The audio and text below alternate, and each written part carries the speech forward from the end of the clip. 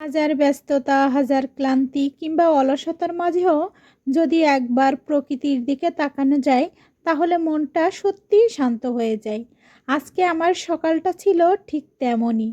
অলসতা দিয়ে শুরু হলেও ফুলের সৌন্দর্যে ভরে গেছে একরাশ ভালো লাগা আর প্রশান্তিতে। কিছু ফুল হালকা বাতাসে দুলছিল, কিছু আবার রোদের আলোয় ঝলমল করছিল। সেই দৃশ্যটা দেখেই মুহূর্তের মধ্যে আমার সব অলসতা, ক্লান্তি সবকিছু ধুয়ে মুছে ছাপ হয়ে গেল।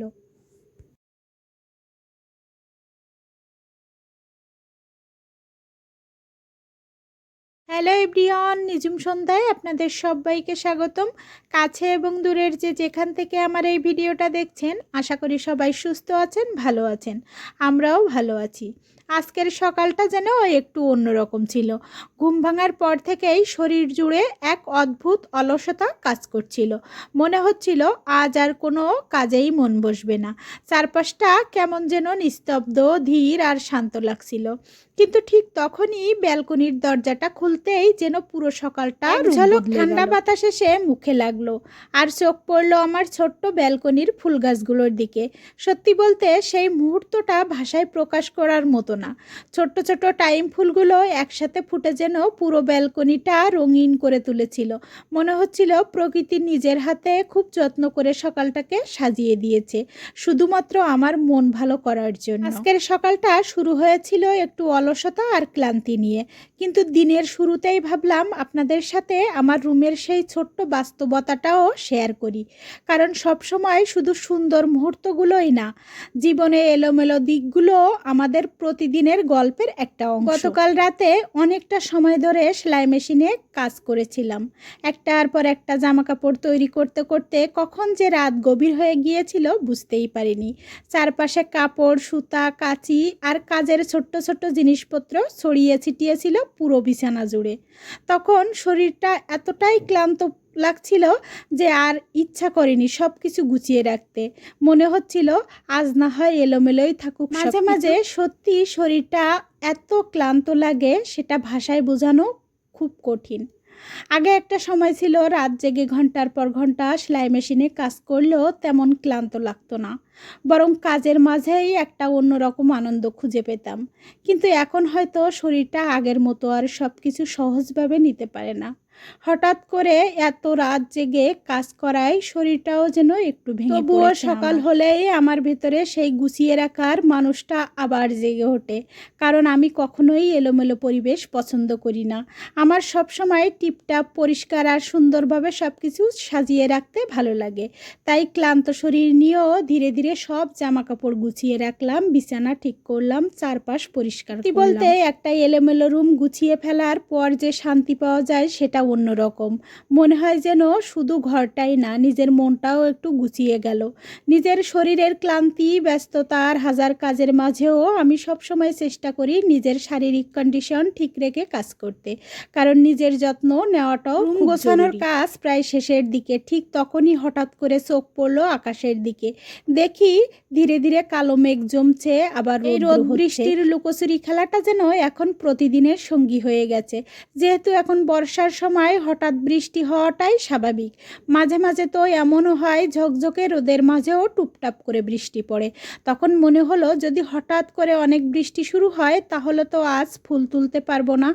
আর তাই সত্যি বলতে বৃষ্টি পড়লে আমার বাসার পিছনের দিকটায় যেতে খুব একটা আমার ইচ্ছা করে না। শুধু ভগবানকে পূজা দেওয়ার জন্য ফুল তোলার দরকার হলেই যাওয়া হয়। তাই ভাবলাম রোদ থাকতে থাকতে ফুলগুলো তুলে রাখি। তারপর যখন গিয়ে আমার জবা গাছটার দিকে তাকালাম তখন যেন আমার মনটা ভরে গেল একরাশ শান্তিতে। আজকের গাছটাতে এত পরিমাণ ফুল ফুটেছে যে চোখ সরানোই কঠিন। লাল টকটকে ফুলগুলো একসাথে ফুটে পুরো গাছটা যেন আবারও জীবন্ত, আবারও সুন্দর হয়ে উঠেছে। সত্যি বলতে এই দৃশ্যটা শুধু সুন্দর না, আমার জন্য অনেক আবেগের। সকাল সকাল ফুল ফুলগুলো তুলে এনে ভগবানের পূজার জন্য আলাদা করে রেখেছি। এঁটো বাসনপত্রে হাত দেওয়ার আগে ভেবেছিলাম ফুলগুলো উঠিয়ে আনি, তাই আমি ফুলগুলো উঠিয়ে নিয়ে এসেছি। গত রাতে খাওয়া দাওয়ার শেষ করার পরে শরীরটা এতটাই ক্লান্ত হয়ে পড়েছিল যে আর বাসনপত্র ধোয়ার শক্তিটুকুও আমার ছিল না। আমি সাধারণত কখনো কখনো বাসনপত্র জমিয়ে রাখি, আবার রাখি না। জমিয়ে রাখতে আমি একদম পছন্দ করি না।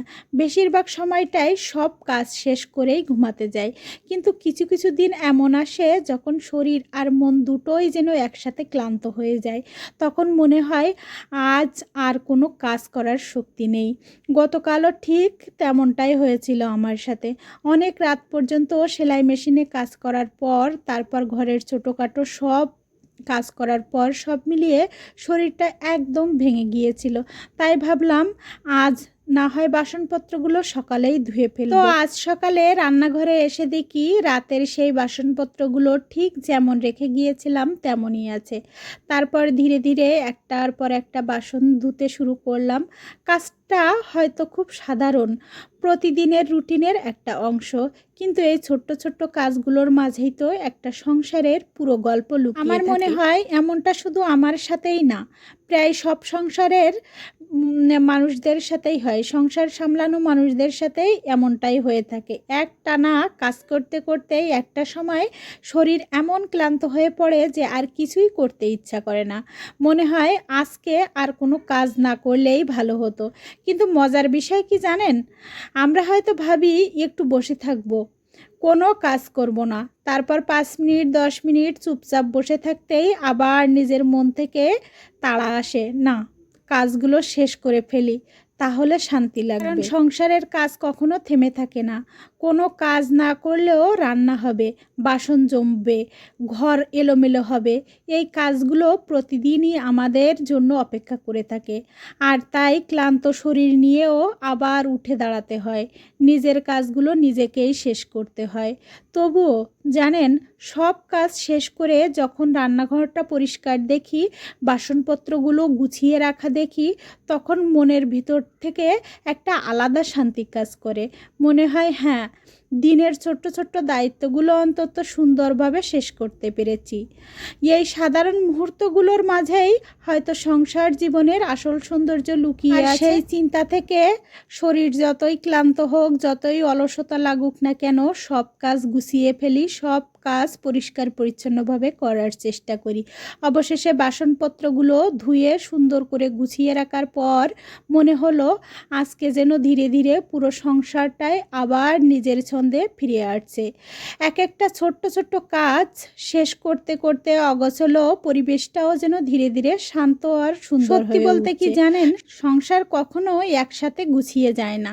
একটু একটু করে ধৈর্য নিয়ে সব কিছু ঠিক করতে হয়।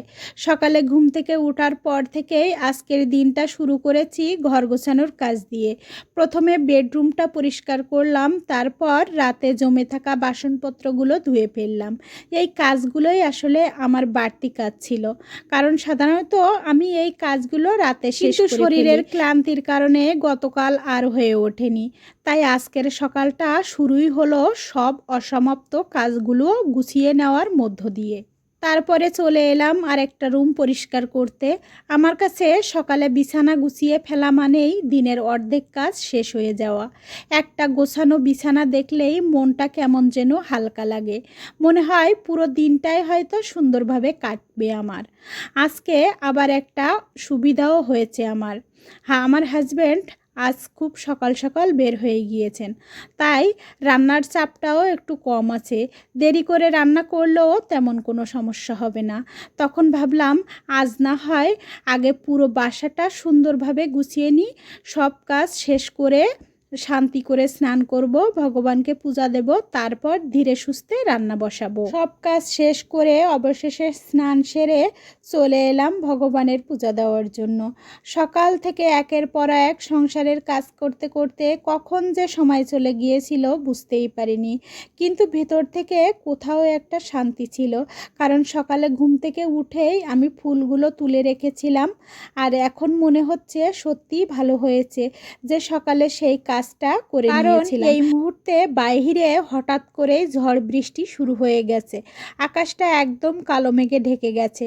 বাতাসে গাছগুলো দুলছে আর টুপটাপ বৃষ্টির শব্দে চারপাশ যেন অন্যরকম এক আবহ তৈরি হয়েছে। দুপুরে স্নান আর পূজা শেষ করে মনটা যেন একটু শান্ত হয়ে গেল। তারপর আবার শুরু হলো সংসারের আরেকটা প্রিয় অধ্যায়, রান্নাবান্না। পূজার পর রান্নাঘরে ঢুকে ধীরে ধীরে সব কিছু গুছিয়ে নিতে নিতে আজকের রান্নার মেনু ভাবছিলাম। আজ রান্না করছি গাটি কচু দিয়ে ছোট ছোট খয়রা ইলিশ মাছ। এই রান্নাটা আমার খুব প্রিয় একটা রান্না, আর খেতে খেতে যে কতটা মজা লাগে সেটা যারা খেয়েছে তারা খুব ভালো করেই জানে। গাটি কচুর মুখির সাথে ছোট্ট ইলিশের সেই স্বাদ সত্যি এক অন্য। রান্না করতে করতে আজ বারবার পুরনো দিনের কথা মনে পড়ছিল। আমরা যখন খুলনায় ছিলাম তখন আমার হাজব্যান্ড প্রায়ই বাজার থেকে গাটি কচু, খয়রা ইলিশ, কখনো বড় বড় ইলিশ মাছও নিয়ে আসতেন। তারপর আমি নিজের মতো করে মশলা দিয়ে রান্না করতাম, আর খাওয়ার সময় তো মুখের সেই প্রশান্তির হাসিটা, সেই দৃশ্যগুলো এখন শুধুই স্মৃতি হয়ে গেছে। জীবন সত্যি কত দ্রুত বদলে যায়। তখনকার জীবনযাপন আর এখনকার জীবনযাপনের মধ্যে যেন অনেক পার্থক্য চলে এসেছে। এক সময় না চাইতেই অনেক কিছু হাতার নাগালে চলে আসতো, মনটাও অনেক হালকা ছিল। আর এখন জীবনটা যেন একটু অন্যরকম হয়ে গেছে। সব সময় তো আর মানুষের মন ভালো থাকে না, সব সময় পরিস্থিতির সাথে সাথে মানুষও বদলে যায়। জীবনের রং বদলালেও মানুষের সেই স্মৃতিগুলো কিন্তু বদলায় না। তবুও পুরনো দিনের স্মৃতিগুলো মাঝে মাঝে মনটাকে শুধু ইলিশ মাছই না, সাথে রান্না করছি মুরগির রোস্ট আর অল্প একটু পোলাও। অনেকেই অনেকভাবে মুরগির রোস্ট রান্না করেন, আমিও ঠিক সেভাবেই নিজের মতো করেই রান্না করতে ভালোবাসি। যেদিন যেমন খেতে ইচ্ছা করে সেদিন তেমনভাবেই রান্না করি। আর আজকের রোস্টটা করেছি একটু স্পাইসি করে। অনেক দিন এভাবে ঝাল ঝাল মশলাদার কিছু খাওয়া হয় না, তাই আজ মনে হলো একটু অন্যরকম স্বাদ হোক। সেই চিন্তা থেকেই আজকের মুরগির রোস্টটা একটু অন্যরকম করেছি। আর বাহিরে দেখেন কি পরিমাণের ঝড় বৃষ্টি শুরু হয়ে গেছে। এখন তো বৃষ্টির সিজন, বৃষ্টি হওয়াটাই স্বাভাবিক। মনে হচ্ছে চারপাশ একেবারে ভেঙে নিয়ে আসছে, এত বৃষ্টি ধোয়ার মতো উড়ে যাচ্ছে। আর আমার ফুলগুলো সেই তালে তাল দিয়ে গা ভাসিয়ে দিচ্ছে। এমন দৃশ্য দেখতেও কিন্তু ভালো লাগে। জানলার ফাঁক দিয়ে বৃষ্টি দেখতে দেখতে আমি আবার রান্নায় ফিরে এসেছি। অল্প একটু পোলাও, স্পাইসি মুরগির রোস্ট আর সাথে গাটি কচু দিয়ে খয়রা ইলিশ মাছের ঝোলের সাথে একটুখানি গরম ভাতও রান্না করেছি। সব মিলিয়ে আজকের দুপুরের রান্নাটা যেন একদম মন ভরে দেওয়ার মতো ছিল। শেষমেশ মনে হচ্ছিল আজ সব রকম স্বাদ একটু একটু করে উপভোগ করব, দেখব কোনটা কেমন হয়। যখন বৃষ্টি শুরু হলো তখন ব্যালকনির দরজাটা খুলতেই এক ঝলক ঠান্ডা বাতাস এসে মুখে লাগলো, আর চোখ পড়লো আমার ছোট্ট ব্যালকনির ফুল গাছগুলোর দিকে। সত্যি বলতে সেই মুহূর্তটা ভাষায় প্রকাশ করার মতো না। ছোট্ট ছোট্ট টাইম ফুলগুলো একসাথে ফুটে যেন পুরো ব্যালকনিটা রঙিন করে তুলেছিল। আর সেই সাথে বৃষ্টির ফোঁটা একেবারে অসাধারণ। মনে হচ্ছিল প্রকৃতি নিজের হাতে খুব যত্ন করে সকালটাকে সাজিয়ে দিয়েছে শুধুমাত্র আমার মন ভালো করার জন্য। অবশেষে সব রান্নাবান্না শেষ হলো, খাওয়া দাওয়াও শেষ করলাম। তারপর দুপুরে ভাবলাম একটু বিশ্রাম নেব, কিন্তু ঠিক তখনই যেন পুরো আকাশটা রূপ বদলে গেল। এখন বিকেল 3টে বাজে, অথচ মনে হচ্ছে যেন সন্ধ্যা নেমে এসেছে। চারপাশে একদম কালো মেঘে ঢেকে গেছে। এমন ঘন মেঘ আর প্রবল ঝড় বৃষ্টি শুরু হয়েছে যে মনে হচ্ছিল প্রকৃতি যেন নিজের সমস্ত শক্তি দিয়ে ঝরে পড়ছে। আমি ব্যালকনিতে দাঁড়িয়ে সেই দৃশ্যটা আপনাদের দেখানোর চেষ্টা করছিলাম। বৃষ্টির ফোঁটাগুলো এত জোরে বাতাসের সাথে উড়ে যাচ্ছিল যে দূর থেকে দেখতে দেখতে একদম ধোয়ার মতো লাগছিল। ঝড়ের দমকা হাওয়ায় গাছগুলো দুলছিল আর চারপাশে শুধু বৃষ্টির শব্দ। সেই মুহূর্তটা সত্যি এক অন্যরকম অনুভূতি দিচ্ছিল। দেখতেই পাচ্ছেন আপনারা যে আকাশের কি অবস্থা, এখন বিকাল 3টা বাজে, মনে হচ্ছে না সন্ধ্যা হয়ে গিয়েছে। কথাই হলো আজ আপনাদের সাথে দিনের শুরু থেকে শেষ পর্যন্ত আমার সংসারের ছোট্ট ছোট্ট মুহূর্তগুলো, ব্যস্ততা, ক্লান্তি, আনন্দ, স্মৃতি আর ভালো লাগার গল্পগুলো আপনাদের সাথে ভাগ করে নিতে সত্যিই আমার খুব ভালো লাগে। কখনো ফুল তোলার শান্তি, কখনো এলোমেলো ঘর গুছিয়ে নেওয়ার তৃপ্তি, কখনো রান্নাঘরের ব্যস্ততা, সব মিলিয়ে আজকের দিনটা আমার খুব ভালো কেটেছে। আজকের এই বৃষ্টি ভেজা বিকেলে আপনাদের সাথে এতটা সময় কাটাতে আমার সত্যিই অনেক ভালো লাগলো। এখন বাইরে ঝরঝর করে বৃষ্টি পড়ছে, আমি সেই বৃষ্টি দেখতে দেখতে আজকের মতো বিদায় নিচ্ছি। আবার দেখা হবে নতুন কোনো দিনের গল্প নিয়ে, নতুন কোনো অনুভূতি নিয়ে। সেই পর্যন্ত সবাই সুস্থ থাকবেন, ভালো থাকবেন। ধন্যবাদ।